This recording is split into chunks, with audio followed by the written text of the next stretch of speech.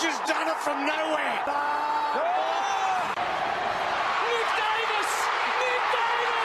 The miracle on grass! To Zaharakis!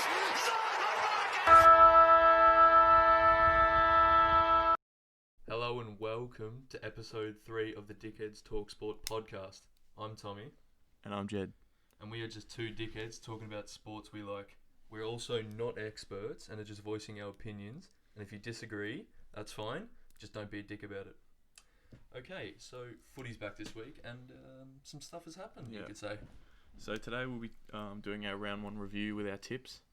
So we film on a Sunday. So we'll only be able to put out our reviews on the Saturday, Friday and Thursday games, which is a bit annoying at the moment because we're not able to film on any other days. But hopefully, maybe during the holidays, we'll be able to film on Monday. So we got tips and we also put together votes for each game. And we'll be doing a leaderboard on who gets our votes. So we'll be going through them at the end. Obviously, without the Sunday games, I'll put them on Instagram and our TikTok with the leaderboard with the Sunday games added on. So we'll start. So the first game back, Collingwood versus Richmond, bit of a strange one. It was an interesting watch, both good and bad. There's a lot to talk about with this game. So Collingwood started off like they start off like with Richmond a lot. 4 goals to none in the first quarter. It was very dominant first quarter from Collingwood, yeah. And then the game just really pretty much went to nothing after that. So Collingwood kicked 1 goal 5 after quarter time, and Richmond kicked 5 goals 5 with a draw ending 36 all. So Okay. what are your thoughts on the game? Well, after the game, I noticed on social media there was a lot of fan backlash about the draw. Yeah. And that it should go into overtime, which I don't think that should happen. I think a draw's a draw. Yeah, like it's happened before. It's not like it's the first time it's ever happened. I think everyone's just angry because it's the first game in like 2 months. So everyone's just So really some angry. of the big things that came out of the game, obviously the draw, the result. The second thing was the mark. Higgins' mark. Was it over the line? It's really tough. At first glance, I would have said it was over the line, but it comes down to the whole ball wasn't over the line, so it was only like a majority of it was, but it was So I think just in. I think usually the goal umpire would usually just call out a behind. Yeah. Like they just go, he's pretty much standing behind the line, so it's got to be. And I think that's probably one of the first times it's happened that he's just going, maybe it's not a mark. And we've seen that in later games this round as well. Going to the last quarter, about 6 minutes to go, Jack Rewalt takes a mark in the forward 50 from probably 30, 45 out, and there's no Richmond players on the line. So they think, you'd think he'd make the distance, and Darcy Cameron marks it in the goal square by himself. What are your takes on that? Well, someone like Jack Rewalt shouldn't miss that. Yeah. And the fact there were no Richmond players on the goal line really shows how much faith they had in him to kick that goal. They were expecting him to kick it, and I think everyone else was. Yeah, everyone watching home would have thought him to kick the goal, and then I think everyone had the same reaction, just why wasn't there anyone on the goal line? Also, how did he not kick it? Yeah, so he usually kicks it pretty well. Yeah. And this time, I don't know, was it the pressure? Did he think he had the distance like more than he had? It's a tough one, and I think Richmond would have won if he kicked that. Oh, absolutely. Because Collingwood were in all sorts at that point. So we'll go through some of the players of the game before we do the votes. So we've got the leading disposal getters was Pendlebury with 31, very good game. Sidebottom with 27, Hooley with 26, and Josh Dacos racked up 24. If you go, so obviously Tom Lynch kicked 3 goals. Yeah. Tom Phillips 2 goals. So I think he pushed a bit forward in this game, usually playing out in the wing. And obviously Higgins gets that goal, his first goal back in a long time, but a controversial one. But so obviously Grundy and Solder had a good ruck contest. Obviously Grundy coming off sore a few times. Okay, so for the Richmond Collingwood game, I've got Basher Hooley, 1 vote, Scott Pendlebury 2, and Jeremy Howe for the 3. What makes you say that? So I think Jeremy Howe nearly won us the game. Some of his intercept marking into the back line was game saving, and I think maybe he didn't have all of the ball, but I think if we don't have him back there, they're winning by a couple goals. So that's why I've given him the votes today. It's not, I don't base it all on who has the most touches. I think it's got to be based on who has the most influence on the game, and obviously Scott Pendlebury did dominate, but I think if you take Howe out of the team there, we don't win. Well, we didn't win, but like we lose. So that's game one. We move on to the Friday night game, Geelong and Hawks. This one was interesting because at first it seemed a very competitive and even game. And then after halftime, I think, that's when Geelong just played much better. So it was 5-4 at quarter time in favour of the Cats, and then 7-6. So they're only a goal ahead at halftime. Ended up losing by 10 goals. So what happened to the Hawks? I really don't know. Like, at first, you could say that some of the umpires' decisions weren't great. Yeah. But I think in the end, Geelong just played better football than the Hawks and resulted in a 10-goal win. The second half was 10-2 to 1-1. Sums it up, really. And people say, it was because they played at home. Well, yeah. Teams can still win over there. You can't make an excuse of kicking 1 goal in the second half just because you were playing it in Geelong. That is true, but I also think you can because a lot of those Hawks players wouldn't have played there before. No, there's... I think they said 9 or something. No. Sean Burgoyne. I think there was only 2. Oh, okay. And they weren't Hawks players when they played there. Yeah. So it would have been Sean Burgoyne and maybe, I don't know, another player who would come over to Hawks. But it's also weird to think how competitive they were in the first half and then just drop off completely. Yeah. So some of the good performances that day, one of them, Gary Ablett. So obviously he's getting older and people he might have to retire soon, but I think he's looking pretty good. Well, with that start, obviously I can't remember what he did much in round 1, but that game, 2 goals, 21 disposals. Obviously not back at his best, but he looks good. We had Selwood, 21. Dangerfield in his 250th, 24 and a goal. I don't think not enough Hawthorn players did anything. So obviously Mitchell's leading the disposals, like always. Yep. Nothing's changed. But as you see, didn't do much. Like they had 1, 2, 3, 4, 5, 6, 7, 8, 9, 10, 11 players under 10 disposals. That's half the team. Ooh, not a great look. No. Alright, so my votes for game 2.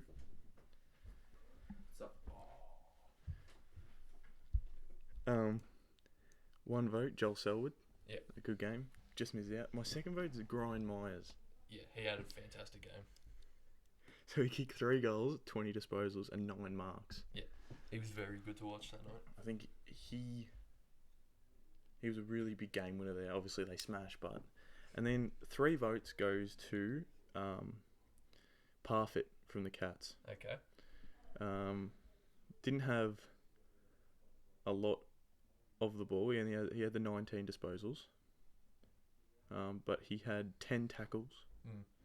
And I think about 8 clearances. And he's not a player that usually plays in the midfield for them, but I think they're rotating a lot. Obviously with Gary Ablett going forward now. Dangerfield's pushed forward a bit as well. Yeah. So that's my votes for game 2. So not always the best players are getting it now, but I think Parfitt really had a big influence on the game. Yeah, I can agree with that. He did have a very good game. So now we move on to Saturday games. Well, hang on. Let's go back to Hawthorn Geelong. What do we think of the Sean Burgoyne tackle on Dangerfield? Well, he got $1,000 fine. I didn't understand So he got off. Okay. I think people have been suspended for that in the past. Definitely. Even though, Sean Burgoyne's excuse was, I thought he still had the ball. I don't think that's a good excuse. Even if he had the ball, a tackle like that is still and the dangerous. reason he got off was because it didn't have as much head impact onto the ground, which it looked like it did a bit. I think he's gotten off lucky there. I think maybe a week would have been fair. you never know with the who can do what and the match review panel these days. It's a weird world we live in. Yeah. All right, so now we move on to the Saturday games, and it started off with a pretty good game. Up in Brisbane at the Gabba, Brisbane beat the Dockers by 12. They were 3 goals up at 3/4 time, and Dockers bringing it back to 6 in the last quarter, having a few chances. But yeah, Brisbane just got over the line. What are your thoughts on that? Okay, I have to be honest here. I didn't actually watch the game, Yeah. but when I did hear about it from you, what was happening, I saw that they were up by, I think it was half-time maybe, they're up by 25 points, or was it 3/4 time? I think it was midway through the second or third. They were up by about 4.5 goals. And then I saw Freo coming back, and then I think there was a couple of missed opportunities from Brisbane at the end. Yeah, so they probably could have won by a bit more. But, yeah. Was it Charlie Cameron and there was a debutant that missed an easy set shot? Yeah, so there was one from, I think, 10 out from a debutant Charlie Cameron from about 30 out, and there was one more. So they probably could have won by a bit more, but Freo are leaving it too late. Against Essendon, they were down by 20-something at 3/4 time and lost by 6. So they're leaving it way too late to win. Yeah. And that's a question I've got. If you want to answer these questions, leave them in the comments. It'd be good to hear what you have to say. But are Freo proving to be an alright team, just obviously leaving it late, and 2 unlucky losses by 6 and 12? Obviously, they've got Fife and Walters that dominated yesterday to combine for 52 disposals. So do they lead them to not as bad as a year of people think? I think they could have a good year because it seems like they are having good games, just not a full game. They're playing well. Yeah, so they're obviously playing really well in the last quarter. So probably second half they're doing, or maybe the first half they need to improve on. So Fife had 2 touches in the first quarter, I think, and then dominated for the rest of the game. So yeah, it was obviously 3 entertaining games to kick off the season. Yeah. The restart. So for my votes, I've gone Michael Walters for 1. Okay.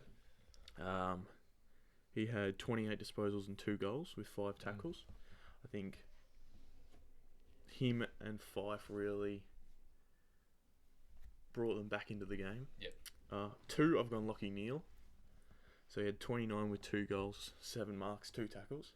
I think there was 2 people in the line for 3 votes, and it was him and the person I've given the 3 votes to. But I don't think that game you can go past Nat Fife for the 3. Yeah. Kicked 3 goals, had 24, 4 marks and 3 tackles. He just dominates. Obviously, he's been, what you could say, carrying that team for a bit now. Yeah. Now Walters has come in to help him out. Their recruit James H having 26 from Collingwood, so he played well. They had a few good players, that bit of input, but not enough, obviously. But obviously Brisbane, coming off that finals experience last year, they look like a good team. They nearly slipped to 0-2 now, but they've got that win on the board. That pushes Freo to 0-2. Now they need a win.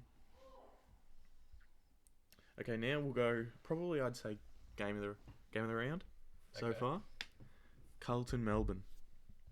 Again, I didn't watch this game, and then I got a text from you saying this is the most dominant quarter I've ever seen. I think Melbourne were up. So they were up 32-0 at quarter time. Oof. They were up 46-5 or something.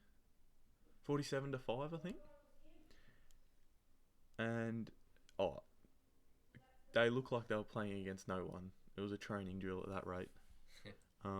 Petrarca dominated through the midfield at the start. Oliver, Pitnet, the new Carlton ruckman, I don't think didn't look like he won a hit out the whole quarter. It looked a bit embarrassing on Carlton's behalf. 32-0 at quarter time. You don't score in the first quarter, and it didn't really click in the second. They kicked 2 goals in the second quarter, but they were really late, and that helped. But just didn't look. It looked like same old Carlton again. Yeah, that's Carlton's biggest flaw is they start really badly, but then they usually pick it up after half time, as with this game as well. They kicked 5-1 in the second half. Yeah, well, it was the same with the Richmond game. Yeah. And they started pretty poorly. Obviously, Richmond... Much better team. Yeah, and then they came back in the end. But D's really dominated, and I like to see that from the D's. It's going back to their 2018 season. They look better as a team, and then it just turned. So the second half was 5-6 to 1-2 in favour of the Blues, and it was like they had just brought out a different team after half time. And to be honest, Blues probably should have won in the end. It was probably 3 minutes to go, and they had, between 3 minutes to go and a minute to go, they had probably 4 chances to kick a goal, and they just couldn't. And then Melbourne get that last point and hang on. So it's I've got another question here. Are Carlton gonna struggle this whole season if they keep getting off to starts like that? I think so. Because you saw with teams like Richmond, like the better teams, that they're not going to win games if they're starting like that. Yeah. But with teams like Melbourne who aren't as good, they can maybe get a win, but it's tough to say. But I don't think they'll be as good as everyone thinks that they will be. Yeah, because like even you said, at half time, Melbourne are on 46. Mm-hmm. They end up on 54 and still win. So they kick 8 in the second half, but still win. So I think even though Carlton have come back like that, they've still allowed the other team to kick too much in the first half, which is, I think, that's what they're going to struggle with. And I think Cripps had a really poor first half, but I think he probably should have won it for them in the second half. He missed 2 pretty easy set shots and then kicked 1, but yeah, so a bit of a worry for Carlton, but they're like, well, we got the comeback. Well, if you played that the whole game, you win by 10 goals. Okay, so now the votes. So 1 vote I've gone with Sam Doherty. Yep. I think he was really good for Carlton. 24 touches, 6 marks and 2 tackles. He was really good off the half back line. A lot of run. He did stuff it up in the last minute to give Melbourne back the ball was when they scored, but I think he played well. 2 votes I've gone with Christian Petrarca. Yep. He was best on in the first quarter, probably first quarter and a half, and then I think the person who got 3 votes really took over, but I think we had 24 with 10 of them being in the first quarter, so he really brought down, but 5 marks, 6 tackles, so he was a bull in the whole game. And then for the 3 votes, I've gone Clayton Oliver. Okay. I think, he really took over in the second half. Obviously, they didn't have a great second half, but if there was one player that stood up most of the game, it was him. 28 disposals, 5 marks and 5 tackles. So another really interesting game to get the season restarted. Yeah. So now we'll go to the Saturday night games. We'll start with Showdown, which is very... Whichever one it is, like 48 very, or something. Very, very poor performance by one of these teams. Okay, so the first quarter, Adelaide started out really well, kicking the first 2 goals of the game. But after that, Port Adelaide just took over and they were dominant, to say the least. Like, usually you see one of these games, you're thinking, oh, one of the teams was really good, but then the other team, it's not like they were mediocre, like they were bad, like most of the game. Like, there wasn't many redeeming qualities from Adelaide's game, but Port Adelaide looking really good with their youngsters like Dersma and Rosie. Yeah, so definitely. I think their youngsters really pushed them to a big win. So as you said, Adelaide kicked the first 2 goals of the game. They kicked 3 goals after that for the whole game. So they ended up kicking 5-5. So they lost by, 75 points in the end. And I think that could be a thing coming for Adelaide. That's showing their character. Obviously, the Crouchers still played a good game, but they weren't very effective. No, and I think the young players really stood out for Port Adelaide Absolutely. in this game. Obviously, there was the 2,000 fans there, and they were pretty loud, to be honest with you, and they really came to the right game. The not so many Adelaide fans that were there really probably didn't enjoy that, and No, I think not at all. you don't know what's happened since 2017. Like, they've still got the players. They just, it was like, I think it was the highest winning margin in a showdown. All right, so the votes for this game, you probably think pretty easy, but I've gone Brad Crouch, Okay. 1 vote. He had 25, 2 marks, 4 tackles, and I think 8 clearances. So that's why he gets the 1, even though they had a very poor game. Sometimes you got to take the good out of a big smashing. Second, I've gone with Zach Butters. Yeah. He had 21 disposals, 7 marks, 8 tackles, and I think 5 or 6 clearances. And then I think a lot of people would agree with player of the game was Connor Rosie. Only the 17 touches, but I think he had 10 clearances, 6 tackles and 2 marks. He was very influential in this game. Very dominant. Yeah. I think he had... So, before last night's game, his most clearances in a game was 2. And I think he had 4 or 5 in the first quarter. So he really took the game out of their hands. Obviously, all the young guns do it. I think Dersma kicked 3. Butters obviously getting the 2 votes. And yeah, so really, I think... So, even though Port have played the Suns and the Crows... They're still looking very good. How do you look at them this season? Right now, they definitely look like a top 8 side. Maybe even top 4. So they've got... I think they've got Freo... And then maybe Brisbane. Okay. So next week will be a pretty good game to see how both the 2 teams are at. Yeah. And you never know. Port could be 4-0. I think they're playing Brisbane at the Gabba maybe. Okay. I'm not sure. But if Freo could slip to 0-3 next week, and then yeah. So now we go to probably one of the biggest upsets in a long time. Couldn't agree more. It'll probably be upset of the season, even though it's round 2. Yeah. Gold Coast versus West Coast, 90-46. Now, I was watching Showdown, so I couldn't watch this game, but I kept checking in with the scores. Yeah. I think it was quite even the first half. Gold Coast were always in front. Yeah, so by Gold Coast a goal got 2. at least. I think Gold Coast got 2 goals up early, and then West Coast got a few goals up. And I was at that point, I'm like, oh, here we go, another West Coast smashing. And then I just saw them gradually come back. So Gold Coast had an impressive second half, kicking 8 goals to 1. Yes, this has been against the flag favourites. This has been a very common trend this round. Yeah, it definitely has. The second halves have been dominated by one team only. But yeah, I don't think anyone was expecting this from Gold Coast at all. I remember, I was like, people who weren't watching it, I was like, Gold Coast are up by 5 goals, and they're like, oh, surely not. And they just kept going. It's not like they just got up and won. They beat one of the best premiership favourites by 44 points. And to think in our predictions, I thought West Coast would absolutely demolish Gold Coast. So yeah, well, we both. Well I think we both were West Coast by 10 goals. Something like that. It was the opposite. Definitely opposite. And so for my votes, I've actually gone with 2 West Coast players. So it's a bit. So I've started with Elliot Yeo. Mm-hmm.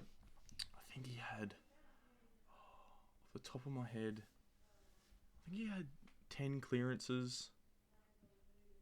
So he had 10 clearances, 20 odd disposals. He had 21 disposals, 13 tackles, and 10 clearances. Wow. So that's why he will be in the votes. Probably could have got higher. Yeah. 2 votes to Gaff. Okay. 3 tackles, 2 marks, 29 disposals. Obviously, he's still racking up disposals. And then I don't think you can really debate this, who was player of the match, and the 3 votes goes to Matt Rao. Mm-hmm. So he kicked 2 goals, 26 disposals. He had a mark, 7 tackles as well. He was the core of the Suns last night, and I think that's a preview of what's to come for him. He was looking very dangerous in only his second game. Yeah. Against the premiership favourites. Let's not forget. Yeah. So it's It's been a weird week of footy. yeah, it has. And obviously the games are on today, which obviously annoying that we can't talk about them, but we'll definitely try and get those. Obviously, when we have Monday free, we will film on a Monday so we can get the games in. But for now, we're just going to have to leave you with the Thursday, Friday, Saturday games at the moment. We'll give you a score update. So currently, GWS are beating North Melbourne 10-8. 3 minutes into the second quarter. Jeez. So it's pretty low scoring. Yeah, which Again. I'm sure means is a fantastic competitive game to watch. Yeah. And not, And obviously, terrible. with Tommy the is skills. missing out on his own team playing at the minute, but he'll probably turn it on right after this. Mhm. So we'll go. So for our tips last week, obviously for the draw, we're gonna give the benefit of the doubt to both of us, because obviously Tommy picked Richmond, I picked Collingwood, and it was a draw. So we're gonna give the benefit of the doubt. The Geelong Hawthorn game, I picked Hawthorn, Tommy picked Geelong, so he gets the points there. Oh yes, fantastic. The Lions we both got, luckily just. Carlton we did not get, so we picked Carlton and the D's won by a point. We both got Port Adelaide. Yeah. And then Okay. obviously we both picked the Eagles, and that was not great. And so for the games today, we've got obviously both picked the Giants. I'm sorry, Kangas. I just we're not going Um, to beat the Giants. I think I picked the Swans. And you picked the Bombers. Yeah. And then I picked the Dogs. You picked the Saints. Yes. So there's a lot of, and I'll Should be interesting. also update them with the votes on the Instagram and TikTok. Before we get into our tips for round 3, I'm going to go through the leaderboard of the medal, the Dickheads Talk Sport medal for this year. So I did do votes for round 1, and I've added them on. Obviously, I'm not going to go through them, but I have added them on to this leaderboard. So I'll quickly go through. So we got Shai Bolton, Brody Mychek, Josh Kennedy, Darcy Burn-Jones, Mitch Duncan, Jai Simpkin, Tom Mitchell, Basher Hawley, Joel Selwood, Michael Walters, Sam Doherty, Elliot Yeo and Brad Crouch all on one vote. Travis Boak, Paddy Cripps, Taylor Adams, Adam Sard, Isaac Heaney, Harry Perryman, Jared Pollock, Ed Langdon, Chad Wingard, Scott Pendlebury, Brian Myers, Christian Petrarca and Zach Butters all on 2. We got Gaff, Jack Martin, Chris Main, Dylan Shield, Luke Parker, Tom Rockcliffe, Toby Green, Ben Cunnington, Jack Viney, Jeremy Howe, Brandon Parfitt, Clayton Oliver, Matt Rao and Connor Rosie all on 3. And in second place, we have Nat Fife on 4 votes. Obviously, I think he got 1 and 3. And leading at the moment on 5 votes is Lockie Neal. Could potentially be on 6, but he got the 3 in round 1 against the Hawks, even though they lost, and the 2 in round 2. So it's a competitive medal early. To win this very prestigious award. Yeah, it'll be the inaugural Dickheads Talk Sport medal, and hope it might be a familiar face that wins it. I'm not always going to go with who gets the most touches. I'm going to go with who's the most influential on the game, and I think that's a bit mean when you think Brisbane lost last week and Neil got the 3, but if they have a game like that, they deserve the 3. So it's if you dominate or you're influential, you'll be getting the votes. Fair enough. So, some questions now? Okay, questions. So I'll go through every game and go through some questions for Tommy to answer, and also for you that's listening to put down the comments, your answers, and also put down some questions as well. So we'll go back to Thursday night, and we'll talk a bit about the debutants and new recruits for teams. So obviously for Collingwood, you had Darcy Cameron. He took 8 marks, 13 disposals, He got the 4 hit outs. Obviously, didn't play much in the ruck. Obviously with Grundy, but that's a good start. Obviously, he's played I think 1 game, 2 games before that at Sydney. Yeah. But pretty good start for his Collingwood career. And he took that mark on the goal line Yep. to stop Jack Riewoldt from potentially winning the game. Yep. Okay, now a player, not a debutant, but a player that's returned, Jack Higgins. Yeah. So he kicked the 1 goal. He had 8 marks and 12 disposals. So when you think about it, it's a decent game. To come back, obviously a small player. I think that was it for the newish players for the first game. We'll go to some poor performances on the night. I think you got to start off with Sydney Stack. Didn't do a whole lot. He had the 4 touches with the 3 tackles, so didn't really do anything. Oh, no, I remember he got bumped by someone and he went flying. I can't remember who it was though. Yeah, but with the hype around him when he came in, you'd hope he'd do better than 4 disposals. I think for Collingwood, you go to Josh Thomas, Jamie Elliott, and Will Hoskin-Elliott, who combined for 16 disposals, the 3 of them. Obviously, the Collingwood forward line didn't do much after quarter time. I think that's why. And then I think there's probably maybe 2 or 3 more for Richmond. Dan Rioli with 6 disposals, Marlon Pickett with 7, and Jack Riewoldt only with the 6, with the no goals. So Rioli, no impact on the scoreboard. Riewoldt, no impact on the scoreboard. So that really hurts them. Obviously, Lynch kicking the 3. Really, I think that really lacked in both ends of the field in the forward line. Yeah. Okay, so game 2, do you reckon Jaeger Mura was a big out? Yes. Yeah. I think he definitely would have helped them, but it wouldn't have changed the result. No. Geelong still would have won the game. Oh, definitely. If we're talking, one player's not gonna. Yeah. I mean, you'd be surprised, but talking good players, I think for the first half, Reece Stanley was really impressive. Yeah. Like playing in the ruck, and he got a lot of clearances, which really kicked hurt 2 Hawthorn. goals as well. So we'll go to the first games as well. So start Sam Frost. Yeah. Had the 14 disposals, 9 marks. So pretty decent game. Obviously the ball was down there a lot. And then John Patton had only the 6 disposals. Did kick 1 goal, but it was good. I remember it was a good goal. Yeah, but maybe not as influential as they needed him to be.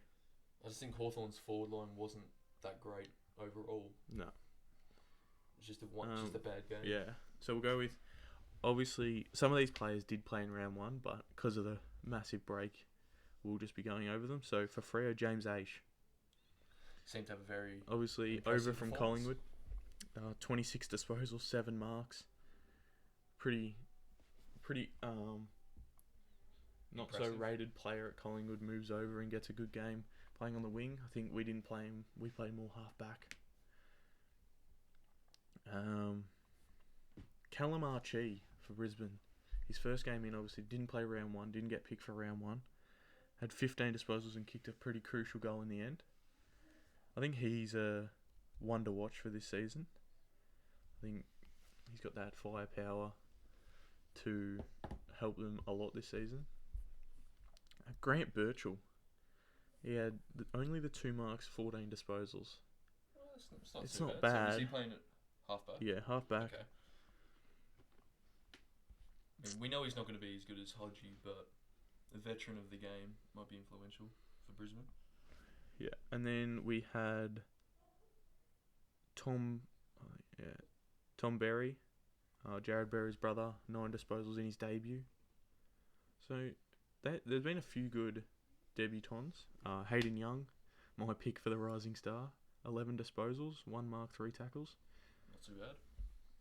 So I think, and then we go to Melbourne Carlton, which is probably the biggest story of a player coming in with Harley Bennell. Oh, absolutely. It's great to see him back after. How long was it? Was he out for? Was it a couple of years or something? 2017, I think early 2017 was his last game played. Wow. And okay. I heard this thing, which is pretty astonishing how he's back. He had 25 calf injuries. Jesus. How? What, in 3 years? Or just... Yeah. Well, overall, since probably 2015, he's had Wow, okay. 25 calf. We go to Pitnet, the new Carlton ruckman, who had an awful first half. He had 23 hit-outs, 14 disposals. He had a really decent second half. We also got Trent Rivers, who had 12 disposals, debutant for Melbourne. Eddie Betts, he kicked a goal, 8 disposals. Kicked a cheap goal in the goal square, so goal's a goal. Luke Jackson, 7 disposals, new player. Harry McCain for his first game. Obviously, the big injury, Nick Newman doing a knee in the first quarter. That's not good. I think he just come back from arm surgery or something. Sucks to see that. Yeah. And then I don't think there wasn't really many for Port and Adelaide that played their first game. Rory Sloane went off injured. So that's a big... They had this McHenry bloke Adelaide who was pretty fierce in the first half, causing a lot. But yeah, not much to talk about that game. Ben Crockover from Collingwood kicked a goal. But yeah, not much to talk about. You go to Gold Coast and there's probably a few players. A few new guys to talk about. Apart from the obvious. David Swallow and Brandon Ellis did not play yesterday. Okay. Wow. So that's a big... And they were talking about it at the end of the game. Who do you bring them in for? And one of the commentators said that's probably the first time in their existence that they're trying to figure out who to take out of their team. Because I think it'd be pretty easy before that. Absolutely. Obviously, over a year since they'd won a game. That's crazy to think about. I didn't even know that until yesterday. And it was... Yeah, so they really played really well. A very... it's not much to talk about because it's like, how's that happened? We'll give you a score update on the Giants North game. So it's 10-16 in favour of North. Very low scoring still, 15 minutes into the second quarter. I mean, better than I thought it would be, considering they're playing up in Sydney. Zerha's kicked 2. My guy. Cornelio, Higgins, Whitfield, Pollock, Dumont and Atley with 11. Okay. I think Jai Caldwell, a new bloke for the Giants, has got 10 disposals early. So it's a good game to keep. I think it could be another close one here. Alright, so now we'll go to our tips. Yep. For round 3. Starting off with another big game on Thursday night, obviously. Richmond again against the Hawks. Okay. I don't think Hawthorn will play as bad as they did this week against Geelong, but I still think Richmond will have the edge over them and win. So obviously the MCG, which Hawthorn will play better. I'll go the Tigers as well. But, well, 2 teams who didn't play great this weekend. And it could be...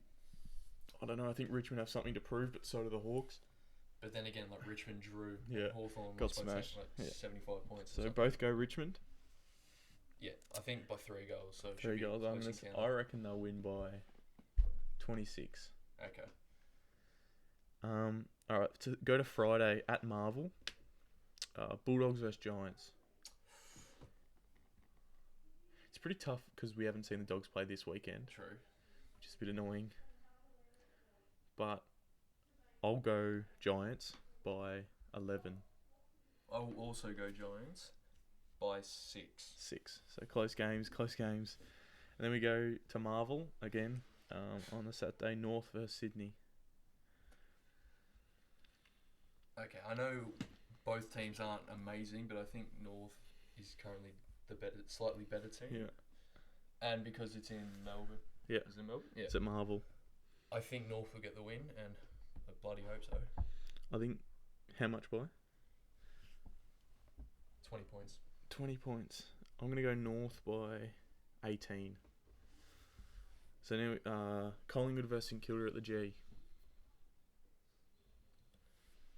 Okay, I know I've been talking up St Kilda quite a bit, but I think Collingwood will win comfortably by maybe 6 or 7 goals. 6 or 7 goals. I'm going to go. I'll go Pies by 31. Geelong versus Carlton. at GMHBA.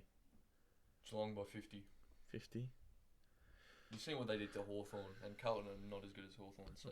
I'm going to go 65. Okay. Because I reckon against a team like Geelong, if they get off to a bad start again, I don't think they'll be anywhere near them. Brisbane versus West Coast. Is it just me, or does it seem like a lot of the teams are competitive this year compared to years previous or something? Feels like a lot of the games we're getting are just always really good. Yeah, well, I think it's got to do with the break. They've just gone, we'll just bring out all the big guns first. So Brisbane, West Coast at the Gabba. I think Brisbane by a goal or a couple of goals. So a very close game. I'm going to go Brisbane by 3. Okay. It's a very close game out there. And then we go on to Sunday. This could be Adelaide's fall. Gold Coast versus Adelaide. Gold Coast are going to demolish the Crows. 50 points. Matt Rowell, whatever his name is, 35 touches and 3 goals. Jesus. He's gone big for real. Everyone's talking this guy up. Might as well. I'm going to go Gold Coast, not as much. I'll go 14. They'll win by. Obviously at Metricon again, so it's theirs to lose. Adelaide will fall to 0-3. Essendon, Melbourne. Again, this is really tough because I haven't seen it because Essendon haven't played yet this week. Obviously, that's just in a couple of hours. But at this rate, I'd have to say Melbourne. I may change my answer. But Well, it's stuck now. How much? Melbourne by 4 points. 4 points. Another close one. I'm going to go Melbourne as well. I was going to go Melbourne last week and I didn't. And I'm going to go Melbourne by 6. Okay. And then the last game of the round, Freo Port. Pretty big game when you think about it. So over in the West. Yeah. But I think Port is just the better team, and I think they will win by 20 points. 20 points. I'm going to go Freo. Mainly because I think Freo, they don't play a full game well. They only play like 2 or 3 good quarters, and that will really affect them against a good team like Port. So Yeah. I'm going to go with them. I'm going to go Freo by 8. Okay. With Nat Fyfe Ooh. having 25 plus, kicking 3 goals again. Ooh. And big call. Walters having 30 plus. Okay. And then wait, so you say Freo to win? Freo to win by 8. Damn, that's a good prediction. Some big games this weekend. Looking forward to it. So obviously the game's going on now. It's obviously annoying that we can't talk about them at the moment. Well, GWS did get one back, but North is still up by a point towards the end of the second quarter. So it's going to be 2 goals each at half time. Could be another low scoring game. Looks like that. Yeah, so obviously it would help if you help share it around. If you watch this, just tell your mates to have a listen. It'll really appreciate it to get this out there a bit more. The comments, if you leave some comments, obviously here, Instagram or the TikToks, just so we can answer your questions. Give us more to talk about as well.